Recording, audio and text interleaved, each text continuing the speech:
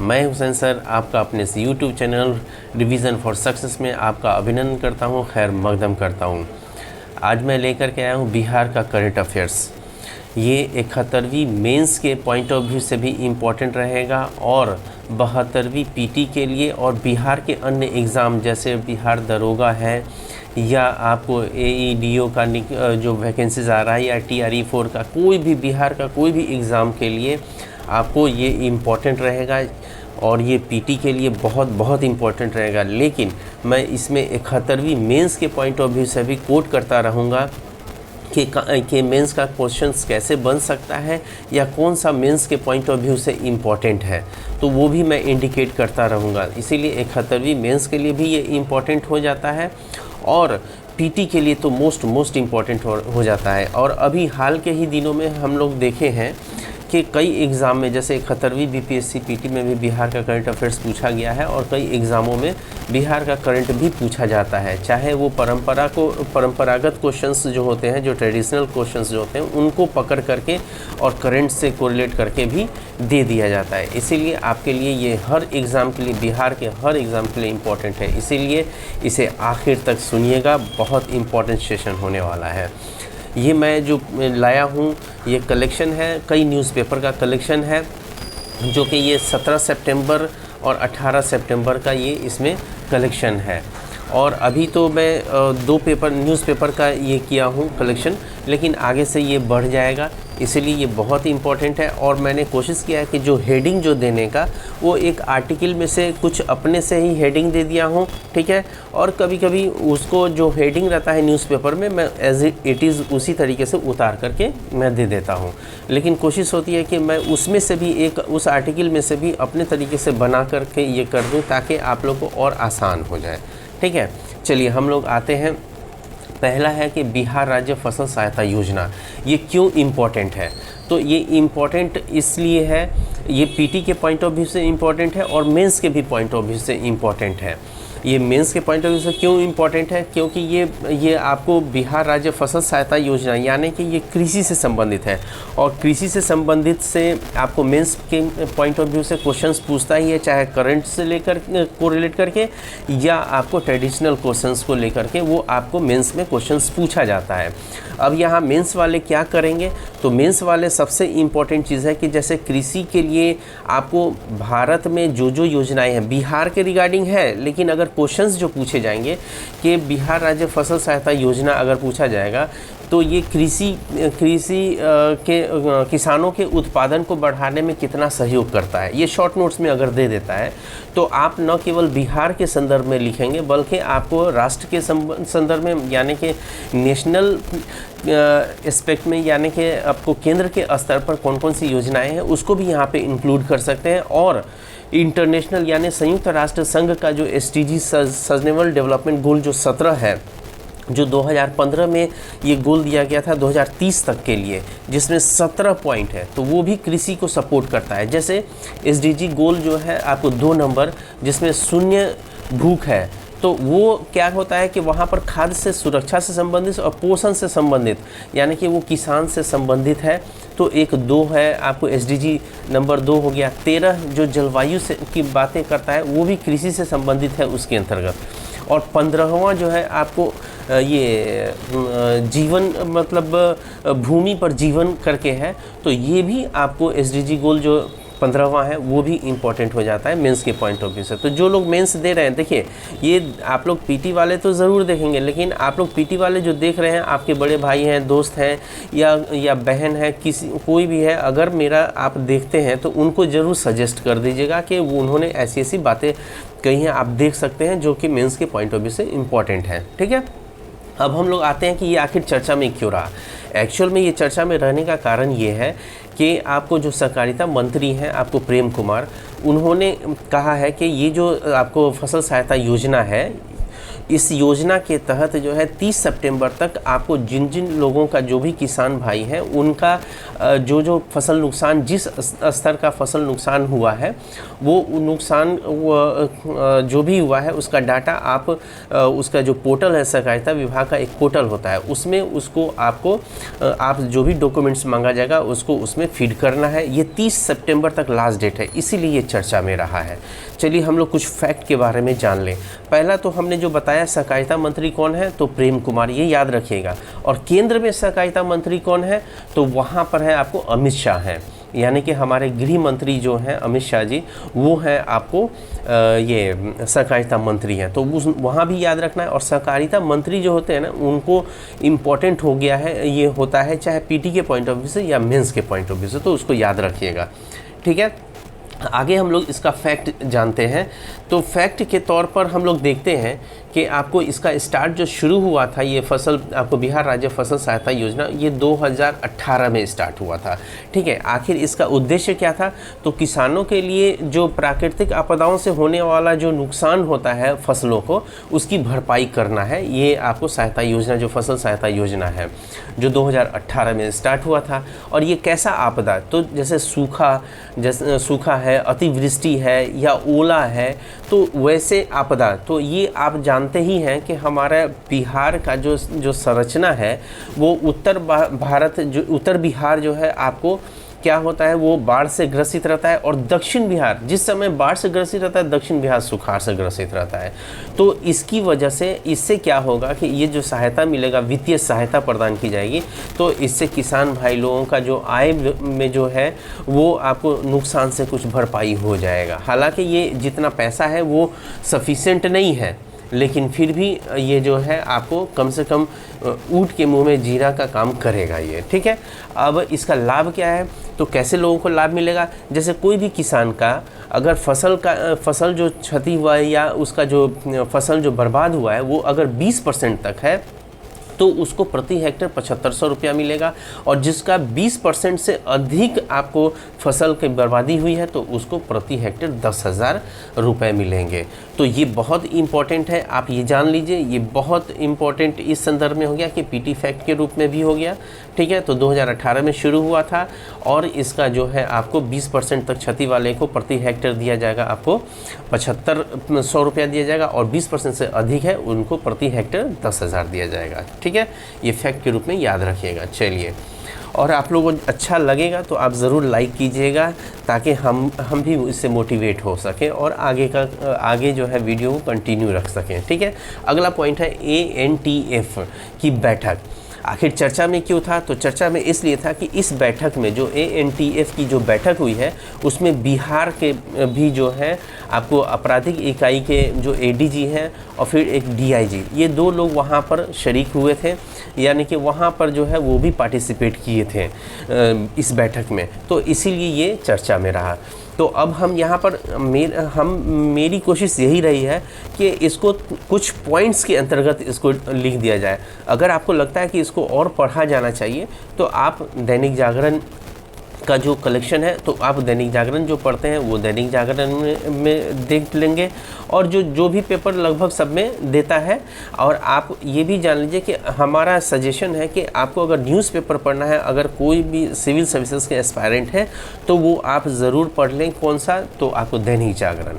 ठीक है, वो बहुत अच्छा, उसका कलेक्शन भी अच्छा रहता है, उसके लिखने का जो शैली जो होता है वो भी अच्छा रहता है, इसीलिए आपको इम्पॉर्टेंट है।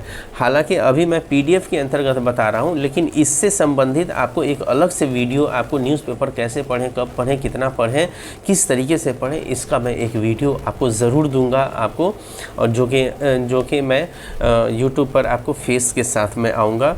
पहले मैं वीडियो जो बनाता था वो फेस के साथ ही रहता था, तो फिर वो बनाऊंगा तो आपको उसमें और अच्छे से समझ में आएगा कि कैसे पढ़ना, क्या पढ़ना। लेकिन एक न्यूज़पेपर ज़रूर पढ़िएगा आप। चलिए, अब हम लोग आते हैं कि NTF की बैठक। कहाँ हुई है? तो ये नई दिल्ली में हुई है। कब हुई है? तो 16 सितंबर 2025 को हुआ था। ठीक है, कहाँ हुआ था? तो नई दिल्ली में हुआ था। किसके द्वारा हुआ था? तो ये केंद्रीय गृह मंत्रालय के द्वारा था। ऐसा क्वेश्चन पूछा जाता है कि किस मंत्रालय के तहत आपको एनटीएफ की बैठक हुई? तो केंद्रीय गृह मंत्रालय के जरिए। ठीक है, इसका फुल फॉर्म क्या है एएनटीएफ का? तो एंटी नारकोटिक्स टास्क फोर्स है। इसका उद्घाटन किसने किया है? तो गृह मंत्री अमित शाह ने ये किया है, क्योंकि इसके हेड जो होते हैं वो एएनटीएफ के, तो वो गृह मंत्रालय के द्वारा किया जाता है। तो उन्हीं के ही जो हेड है मतलब गृह मंत्री हैं वो अमित शाह ही इसका उद्घाटन भी करेंगे। ठीक है, और इसका जो इम्पोर्टेंट और जो दिख रहा है, आखिर ये क्यों हुआ, ये बैठक क्यों हुआ?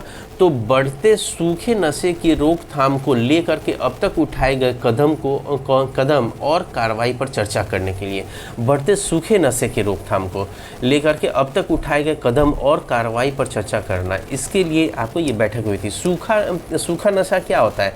जैसे खैनी हो गया, तो ये तो चलो कोई दिक्कत नहीं, खैनी। इससे भी जो और भी जो सूखा हुआ होता है, जैसे चरस, गांजा, ये सब चीज़ जो भी होता है, तो उसके रोकथाम के लिए एक आपको राष्ट्रीय स्तर पर ये बैठक हुई थी। जो कहाँ हुई थी? तो नई दिल्ली में हुई थी।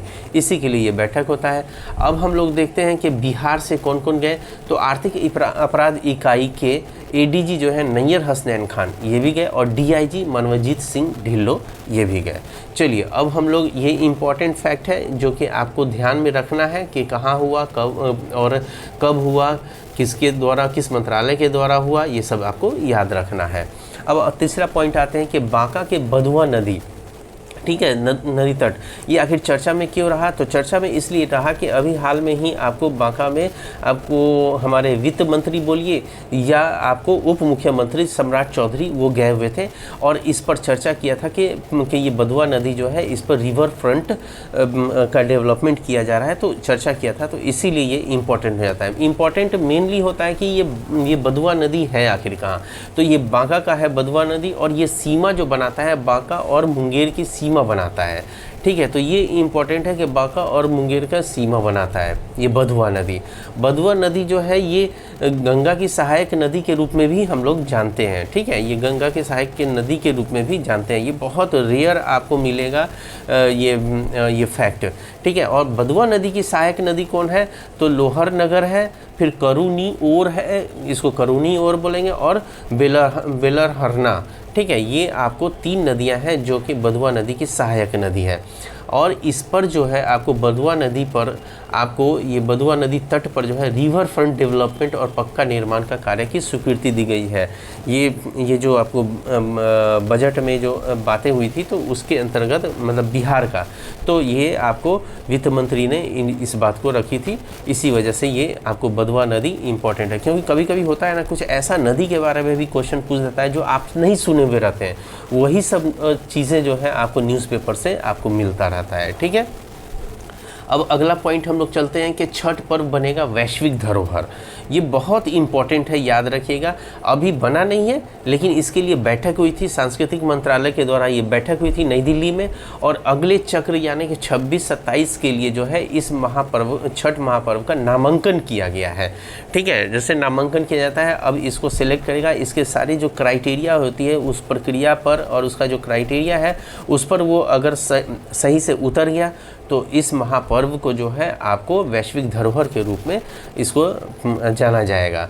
ठीक है, और इसमें क्या है कि ये आपको कि छठ महापर्व को यूनेस्को की सांस्कृतिक धरोहर की सूची में शामिल करने की प्रक्रिया शुरू, मतलब कि ये हो गई है। ठीक है, लेकिन ये इम्पॉर्टेंट नहीं है कि शुरू हो गई है, बल्कि ये इम्पॉर्टेंट इसमें से फैक्ट जो निकल करके आया है कि वर्तमान में भारत का 15 सांस्कृतिक तत्व है और यूनेस्को की धरोहर सूची में इसमें शामिल किया गया। और अंतिम जो हुआ था आपको सांस्कृतिक तत्व के रूप में जो शामिल किया गया था 15वां जो था वो गरबा, मतलब कि अभी तक भारत में जो टोटल जो आपको सांस्कृतिक तत्व को जो धरोहर के रूप में जो यूनेस्को जो शामिल की है अपने सूची में, उसमें बिहार के कई अन्य राज्य में से मिला करके ये 15 हो चुका है। तो 15वां जो है गरबा गुजरात का, ये बहुत इम्पोर्टेंट है, याद रखिएगा। ये गरबा जो है गुजरात का, ये लेटेस्ट 6 दिसंबर 2023 को इसको सूची में शामिल किया गया था यूनेस्को के ज़रिए।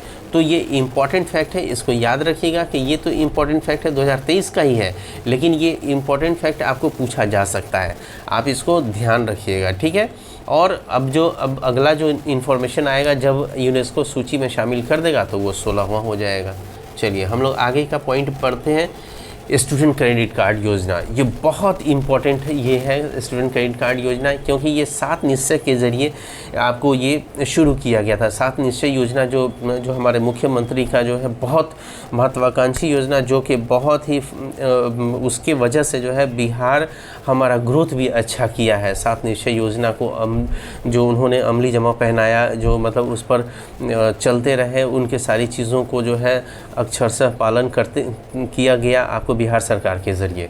ठीक है, तो ये चर्चा में क्यों रहा? क्योंकि अभी जो है आपको सीएम हमारे मुख्यमंत्री अभी जो है आपको क्या है, विधानसभा चुनाव होने वाला है, तो इसीलिए हमारे मुख्यमंत्री जो हैं अब इसमें कुछ ना कुछ अमेंडमेंट कर रहे हैं, सुधार कर रहे हैं, या कुछ और भी आपको सुविधाएं प्रदान कर रहे हैं। तो इसीलिए इन्होंने अपने हैंडल ये एक्स हैंडल पर इन्होंने इस बात को कही थी कि हम जो है शिक्षा ऋण अब जो है अब ब्याज मुक्त और उसकी अवधि को विस्तार करेंगे, ये इन्होंने दिया था, इसीलिए ये चर्चा में है। अब इम्पॉर्टेंट क्या हो जाता है कि अब इसको इम्पॉर्टेंट हो जाता है, देखिए कुछ चीज़ें हैं जो न्यूज़पेपर में नहीं दी रहती है, तो हम कुछ क्या करते हैं कि जो नहीं दी रहती है पॉइंट्स, तो उसको हम नेट से निकाल करके आपके लिए प्रोवाइड करते हैं, ताकि उस पर आप जान सके कि कब शुरू किया गया है। ठीक है, हालांकि कोई ना कोई पेपर दे ही देता है, बहुत सारी बातें दे ही देता है, तो लेकिन फिर भी हम कोशिश करते हैं कि आपको मैक्सिमम चीज़ मिल सके। ठीक है, तो अब हम लोग यहाँ पर देखेंगे कि आपको ये स्टूडेंट क्रेडिट कार्ड योजना कब शुरू की गई थी, तो वो 2 अक्टूबर 2016 को इसको शुरू किया गया था, यानी कि लागू हुआ था। ठीक है, 7 निश्चय के तहत हुआ था ये। तो पहले ये जो योजना जो था ना, ये आपको योजना था 12वीं पास विद्यार्थियों के लिए था। ठीक है, 12वीं पास विद्यार्थियों के लिए उस शिक्षा में जो एडमिशन लेना है, उनको ये स्टूडेंट क्रेडिट कार्ड के तहत उनको 4 लाख रुपया तक उनको ऋण दिया जाता था। तो अब वो ऋण जो दिया जाता था उसमें अभी हम ऐसे लेक्चर दे रहे हैं, फिर लाइन बाय लाइन हम पढ़ के आपको सुना देंगे। तो आपको ये जो दिया जाता था 4 लाख रुपया, तो उसको एक उनसे ब्याज भी लिया जाता था। जो भी आवेदक होते थे, जो सामान्य वर्ग के होते थे, उनको 4% लिया जाता था, और जो दिव्यांग थे या ट्रांसजेंडर थे उनसे 1% लिया जाता था। ठीक है, और आपको इसमें और क्या है कि महिला से भी 1% लिया जाता था। ठीक है, तो अब हम यहाँ पर देखते हैं कि ये जो है आपको जो 12वीं पास के लिए, आपको 12वीं पास विद्यार्थियों के लिए उस शिक्षा के लिए होता था स्टूडेंट क्रेडिट कार्ड योजना।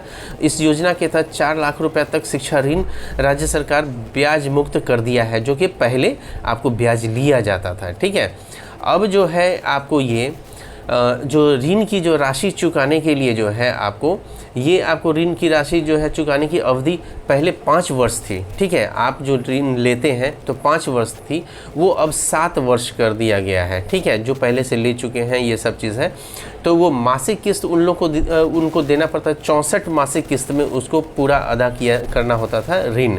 तो अब वो पहले 60 मासिक किस्त में करना पड़ता था यहाँ पर ये वाले में, तो अब वो 84 मासिक किस्त में उनको जमा करना है। ठीक है, और अधिकतम 10 वर्षों के लिए वापस करने का अब उसको बढ़ा दिया गया है। ठीक है, अब जो है अधिकतम कर दिया गया है 10 वर्ष में वापस कर सकते हैं, और 120 मासिक किस्त उसका लगेगा। तो ये फैक्ट के रूप में वो ध्यान रखिएगा कि 5 वर्ष की जगह पे 7 वर्ष कर दिया गया, और अधिकतम अगर रहेगा तो 10 वर्षों में आपको वापस करना है।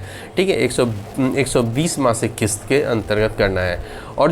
और जो हमने आपको बोला था पहले, योजना के 4 लाख का जो शिक्षा ऋण जो पहले जो लिया जाता है, तो सामान्य आवेदक को 4% देना होता था। ठीक है, ये 4% जो है सामान्य आवेदक को देना होता था, महिला आवेदक को 1% देना होता था, दिव्यांग और ट्रांसजेंडर को 1% दिया जाता था, देना पड़ता था ब्याज। समझ गए? इसका अभी लक्ष्य जो रखा गया है, आपको ये लक्ष्य है 2025 वित्तीय वर्ष 2025-26 में 1.27 लाख को लाभ दिए जाने का लक्ष्य रखा गया। ये लक्ष्य बहुत इंपॉर्टेंट है, इसको याद रखिएगा कि आपको कितने लाख विद्यार्थियों को दिए जाने का लक्ष्य है। ये 2025-26 में तो 1.27 लाख को लाभ दिए जाने का लक्ष्य रखा गया है। ठीक है, और ऋण का जो भुगतान जो करना होता है, जो ऋण का भुगतान आपको होगा जब आपका जो सिलेबस है वो जब 1 वर्ष के बाद जब वो आरंभ हो जाता है, शुरू हो जाता है, उसके बाद जो है आपको स्टार्ट हो जाता था वो ऋण का भुगतान, जो आप ऋण जो लिए हैं, मतलब जो पैसा आपको चाहिए वो आपको फिर भुगतान किया जाता है आपको सरकार के ज़रिए। ठीक है, वो 1 वर्ष बाद, ये फैक्ट है, ये बहुत इंपॉर्टेंट फैक्ट है।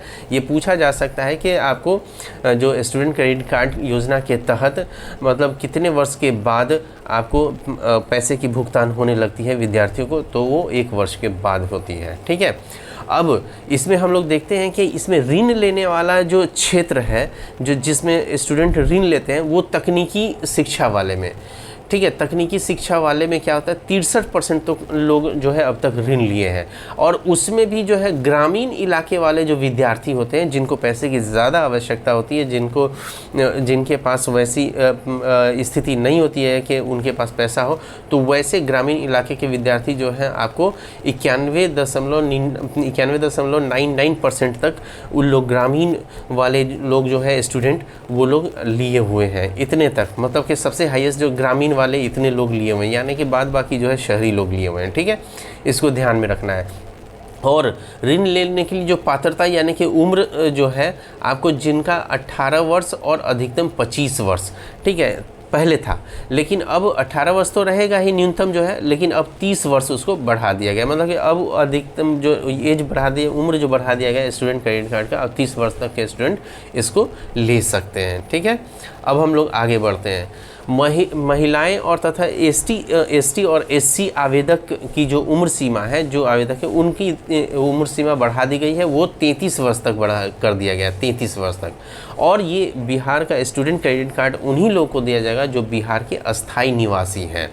किनको दिया जाएगा? बिहार के जो अस्थाई निवासी हैं, तो वो लोग इसको उन्हीं लोगों को दिया जाएगा। ठीक है, तो ये फैक्ट जो है आपको याद रखना है कि 2 अक्टूबर आपको बिहार स्टूडेंट कार्ड जो है आपको 2 अक्टूबर 2016 को ये लागू किया गया था। 4 लाख रुपए तक के ऋण ब्याज मुक्त कर दिया गया है। पहले जो लिया जाता था वो आपको 5 वर्ष, 7 वर्ष कर दिया गया है, और अधिकतम 10 वर्षों के लिए कर दिया गया है। और पहले जो है जो भी 4 लाख का ऋण लेते थे उसमें सामान्य जो आवेदक होते थे वो 4%, और जो महिला आवेदक होती थी 1%, और जो दिव्यांग और ट्रांसजेंडर होते थे उनको 1% तक ब्याज पर दिया जाता था। और लक्ष्य जो रखा गया है 1.27 लाख का कुल विद्यार्थियों को लाभ दिया जाएगा। ये इंपॉर्टेंट फैक्ट है। और तकनीकी वाले क्षेत्र में सबसे ज़्यादा लेते हैं 63%, और ग्रामीण इलाके वाले विद्यार्थी जो है 91.99%, 99% लोग जो है लिए हुए हैं। ठीक है, इसका उम्र सीमा जो होती है आपको पात्रता जो है वो 18 वर्ष, जिसको 25 से बढ़ा करके आपको 30 वर्ष कर दिया गया है। ठीक है, और एसटी और महिलाओं के लिए 33 वर्ष कर दिया गया, और अस्थाई निवासी को ही मिलेगा। आगे आते हैं, आपको मखाना पर केंद्र मेहरबान। ठीक है, ये हेडिंग था जिसको शॉर्ट में मैंने लिखा है। चर्चा में क्यों है? क्योंकि अभी हाल ही में क्या हुआ कि पूर्णिया में आए हुए थे उद्घाटन करने के लिए। आपको हमारे मुख्यमंत्री जो है नरेंद्र मोदी जी जो आए हुए थे आपको पूर्णिया में, तो उस समय उन्होंने चर्चा किया था। मखाना पर भी बात उन्होंने की गई थी कि हम लोगों ने अधिसूचना जारी कर दिया है, इसीलिए चर्चा में आया। तो इसको हम लोग जानते हैं कि ये बिहार में 16 जिलों में मखाना की खेती होती है। ये इतना जो दिया हुआ है इसको इम्पोर्टेंट नहीं है, बस एरिया याद रखिएगा कि मधुबनी, दरभंगा, मतलब कि बिहार के उत्तरी वाले क्षेत्र में, उत्तरी और पूर्वी वाले क्षेत्र, ये दोनों क्षेत्र पे जो है आपको मखाना की खेती होती है। तो उत्तरी वाले अगर देखते हैं तो आपको मधुबनी, दरभंगा, सीतामढ़ी, सहरसा, मधेपुरा, सुपौल, अररिया, किशनगंज, पूर्णिया, कटिहार, खगड़िया, मुजफ्फरपुर, पूर्वी और पश्चिमी चंपारण इत्यादि में आपको मिलते हैं। तो ये एक क्षेत्र विशेष से याद रखिएगा। ठीक है, और इसमें सबसे जो इम्पोर्टेंट चीज़ है कि ये देश के कुल मखाना उत्पादन का हिस्सेदारी, बिहार की हिस्सेदारी कितनी है? तो 85% है। ये बहुत इम्पोर्टेंट है। ठीक है, इस टाइप से जैसे लीची के बारे में, जैसे बिहार लीची के उत्पादन में अग्रणी है, तो इससे क्वेश्चन जैसे बीपीएससी ने पूछा हुआ है उसी प्रकार से ये भी मखाना का भी पूछा जा सकता है। ठीक है, तो ये इम्पोर्टेंट है, मोस्ट इम्पोर्टेंट है। और बिहार में वर्तमान में 40 से 45 हज़ार हेक्टेयर में इसकी खेती होती है, और उत्पादन सालाना 70,000 टन तक होता है। ठीक है, और फिर उसके बाद हर साल 12% का ग्रोथ होता है, ये भी आप याद रखेंगे। ठीक है, आगे हम लोग चलते हैं कि 1 हेक्टेयर में लगभग 1 हेक्टेयर में लगभग आपको 21 क्विंटल मखाना बीज का उत्पादन होता है। और सबसे इम्पॉर्टेंट, ये मोस्ट इम्पॉर्टेंट है कि दरभंगा में मखाना अनुसंधान केंद्र है, जो कि 2023 में राष्ट्रीय दर्जा इसको दिया गया था। बहुत इम्पॉर्टेंट है, ठीक है। अब आते हैं कि इसमें अगला जो पॉइंट है वो केंद्र सरकार 2025-26 के लिए आम बजट में मखाना बोर्ड के गठन का ऐलान किया है, जिसके बारे में पूर्णिया में आपको हमारे प्रधानमंत्री जो है उन्होंने इसकी बात कही थी। चलिए ठीक है, ये बहुत ही इम्पॉर्टेंट है। कुछ बातें इम्पॉर्टेंट है जो कि मखाना में, दरभंगा में जो है मखाना अनुसंधान केंद्र है, उसका राष्ट्रीयकरण जो किया गया 2023 में किया गया, बहुत ही इम्पॉर्टेंट है, इसको याद रखिएगा। दूसरा, 16 जिलों में आपको मखाना की खेती होती है, इसको मोटा मोटी याद रखिएगा। उत्तरी बिहार में होता है, इसको मोटा मोटी याद रखिएगा, ठीक है। चलिए हम लोग आते हैं अगला पॉइंट जो कि आपको दैनिक भास्कर न्यूज़पेपर का है। भिखारी ठाकुर के बारे में आखिर चर्चा में क्यों था? इनके बेटा ने कुछ अपने, अभी इलेक्शन का समय है तो इन्होंने भी अपनी बातें कुछ रखी है कि उनके बेटे का नाम सुशील है और वो गांव के का अस्तित्व जो है बहुत उसका चरमरा गया है, उसके बारे में उन्होंने, और राष्ट्रीय, उनको भिखारी ठाकुर को राष्ट्रीय सम्मान अभी तक नहीं प्राप्त हुआ है, उसके बारे में उन्होंने एक छोटा सा आर्टिकल लिखा हुआ था, जो कि वो आर्टिकल जो है वो गांव के बारे में बोला गया तो वो इम्पॉर्टेंट हो जाता है, ठीक है। तो अब इसी से पता चलता है ये भिखारी ठाकुर थे कौन, तो एक साहित्यकार भी थे और लोक कलाकार थे, और ये बहुत ही, ये आप समझ लीजिए भिखारी ठाकुर बहुत ही फेमस पर्सनालिटी है बिहार के लिए। लेकिन इनको क्या हुआ है कि इनको कोई भी राष्ट्रीय सम्मान, यानी कि पद्मश्री हो गया या पद्म विभूषण हो गया, पद्म भूषण हो गया, ये कुछ भी इनको नहीं मिला हुआ है, ठीक है। इनका गांव, देखिए क्वेश्चन पूछा जा सकता है, ऐसे लोगों का क्वेश्चंस भी पूछे जाते हैं। तो गांव जो है इनका, हालांकि भिखारी ठाकुर पे क्वेश्चंस आ चुके हैं बीपीएससी में, ठीक है।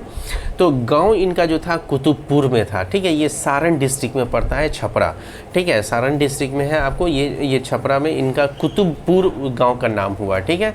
और इनको बोला जाता था, भिखारी ठाकुर को भोजपुरी के शेक्सपियर के रूप में जाने जाते हैं। क्या? तो भोजपुरी के शेक्सपियर, ये बहुत इंपॉर्टेंट है, भोजपुरी के शेक्सपियर के रूप में ये जाने जाते हैं। और आपको यहाँ सबसे इम्पॉर्टेंट चीज़ क्या है, तो आपको इम्पॉर्टेंट है कि इनका रचना, ये विदेशिया जो है, ये बहुत इंपॉर्टेंट इनका किताब है, इस पे क्वेश्चंस आ चुका है, बीपीएससी में भी आ चुका है। और इसके अलावा ये जो किताब है आपको, ये है बेटी बेचवा, ये इम्पॉर्टेंट है। कलयुग प्रेम, ये भी इम्पॉर्टेंट है। विधवा विलाप, ये भी इम्पॉर्टेंट है। और गवर्धी चोर, ये भी इम्पोर्टेंट। इसके अलावा भी इनकी कई किताबें हैं जो कि आप चाहें तो नेट पे भी सर्च करके आप देख सकते हैं, ठीक है। अब आते हैं अगला, बस इतना याद रखिएगा कि इनका गांव कुतुबपुर में है और ये इनको भोजपुरी के शेक्सपियर कहे जाते थे, और इनका प्रमुख रचना जो है विदेशिया है, इसको याद रखिएगा। अब आते हैं मुख्यमंत्री निश्चय स्वयं सहायता भत्ता योजना, ये क्यों चर्चा में रहा? तो अभी आप जान रहे हैं कि विधानसभा का चुनाव है, इसके तहत मुख्यमंत्री ने जो है अभी इसमें हाल में ही उन्होंने इसके लिए भी अनाउंस किया, और अपने एक सैंडल पे जो है उन्होंने इस बात को भी रखा कि युवाओं, जो बेरोजगार युवा हैं, उनको अब जो पहले जो मिलता था आपको 12वीं पास को, अब ग्रेजुएट वाले को भी अब दिया जाएगा, हज़ार रुपया उनको दिया जाएगा। तो उसके बारे में ये चर्चा था, तो इसीलिए यहाँ पर नोट डाउन कर दिया गया है, ठीक है। और इम्पॉर्टेंट ये है कि आपको ये जो शुरू हुआ है, इसका शुरुआत जो हुआ है, ये आपको 2 अक्टूबर 2016 को जो है आपको मुख्यमंत्री निश्चय स्वयं सहायता भत्ता योजना शुरू किया गया है। तो ये मोस्ट इम्पॉर्टेंट है, आप इसको याद रखिए। 2 अक्टूबर 2016 को किया गया। कब किया गया? तो 2 अक्टूबर 2016 को, ठीक है। अब आते हैं आगे, इसमें क्या है, तो अब जो है ये कला विज्ञान और वाणिज्य के स्नातक जो किए हुए हैं उनको बेरोजगारों को भी हर महीने हज़ार रुपया, हर महीने कितना, तो हज़ार रुपया 2 साल तक उसको मिलेंगे। इसका वर्ष जो है कैसे, इसकी योग्यता क्या है, मतलब उसका जो स्टूडेंट है वो कितने साल के अंतर्गत रहना चाहिए, तो उनका है कि 20 से 25 वर्ष के अंतर्गत उनका एज होना चाहिए। तो ये इम्पॉर्टेंट है, ठीक है। इसको ध्यान में रखिएगा कि उनका एज होगा 20 से 25 वर्ष से ऊपर है तो आप इसके लिए एलिजिबल नहीं है, ठीक है। वर्तमान में ये भत्ता इंटर पास युवक और युवतियों को मिलता था, ठीक है। हमने जो पहले चर्चा किया है तो अब जो मिलेगा इन लोगों के साथ साथ आपको जो आपको ग्रेजुएट हो गए हैं उनको भी मिलेगा। अब जो है यहाँ लक्ष्य क्या है, तो अगले 5 वर्ष में 1 करोड़ युवाओं को नौकरी और रोजगार देने का लक्ष्य है। इसको मोस्ट इंपॉर्टेंट है, याद रखिएगा कि अगले 5 वर्ष में 1 करोड़ युवाओं को नौकरी व रोजगार देने का लक्ष्य है। ठीक है, उद्देश्य क्या है, तो युवाओं को आत्मनिर्भर और सक्षम बनाना है। देखिए है क्या कि लोग तैयारी करने के लिए जाते हैं, बहुत गरीब तबके के भी बच्चे होते हैं, किसान वर्ग हो गया और मजदूर वर्ग के भी बच्चे जाते हैं देने के लिए। अगर देखा जाए तो ये पैसा बहुत ज़्यादा फ़ायदा नहीं पहुंचाएगा, लेकिन ये ऊँट के मुंह में जीरा की तरह काम करेगा। लेकिन फिर भी डूबते को तिनके का सहारा, कम से कम 1000 रुपये में कुछ तो कर लेंगे। आप ऑनलाइन कोर्स भी परचेस कर सकते हैं। तो ऐसा जो है आपको वैसे विद्यार्थियों के लिए है जो कि आपको ग्रेजुएट हो गए हैं, उनको भी अब इस पर ये आपको इतना पैसा मिलेगा। अब इसमें जो है सबसे अधिक जो लाभार्थी हैं वो सारण डिस्ट्रिक्ट वाले जो है, ये जो है 3,81,765 जो विद्यार्थी जो है इसका लाभ जो है ले चुके हैं। और उसके बाद पटना का नंबर आता है, तीसरा गया का नंबर आता है, तो ये भी इम्पोर्टेंट हो जाता है। ठीक है, चलिए आगे है आपको कि पहली महिला फिडे मास्टर। ठीक है, ये पहली महिला फिडे मास्टर ये बिहार की बनी है। ठीक है, ये बिहार की बनी है पहली महिला फिडे मास्टर। ये मरियम फातिमा जो हमारे ज़िला यानी कि मैं मुजफ्फरपुर ज़िला का हूँ, तो उस ज़िले का कि ये मरियम फातिमा जो है 19 वर्ष की है, इसको जो है महिला फिडे मास्टर का खिताब दिया गया है। उसमें इनको एंट्री हो गई है। ऐसा कारण क्या है, तो इसमें मैंने पूरा नहीं लिखा है, बस इसका इम्पॉर्टेंट फैक्ट है कि ये पूछा जा सकता है क्वेश्चन कि मरियम फातिमा जो है वो किस खेल से जुड़ी हुई है, तो आप कह सकते हैं कि आपको शतरंज से जुड़ी हुई खिलाड़ी है। ये पहली जो है आपको पहली महिला फिडे मास्टर WFM बन गई हैं और विश्व शतरंज संघ द्वारा जानकारी ये दी गई थी, इसीलिए ये इम्पोर्टेंट हो जाता है। क्या इम्पोर्टेंट, ऐसे कई ऐसे छोटे छोटे खिलाड़ियों के बारे में जो अचानक जो ये किया गया है, ऐसा क्वेश्चन BPSC ने पूछा है और भी आयोग ने ऐसा क्वेश्चन पूछा हुआ है, तो पूछ देगा कि मरियम फातिमा किस खेल से संबंधित है, तो शतरंज खेल से संबंधित है। कहाँ की है, तो मुजफ्फरपुर की है। पहली महिला फिडे मास्टर बनी है, उसके लिए एक अंक अर्जित करना पड़ता है। वो मरियम ने क्या किया है, मरियम फातिमा ने उस अंक को अर्जित कर लिया है, जिस क्राइटेरिया में पहुंच गई, इसीलिए उसको फिडे मास्टर का वो खिताब दिया गया है। ठीक है, ये ख़त्म हो गया। ये हमारा ये जो भी पसंद आया होगा तो इसे लाइक शेयर कमेंट कीजिएगा और मैं आगे इसी तरीके से कंटिन्यू रखूँगा। All the best.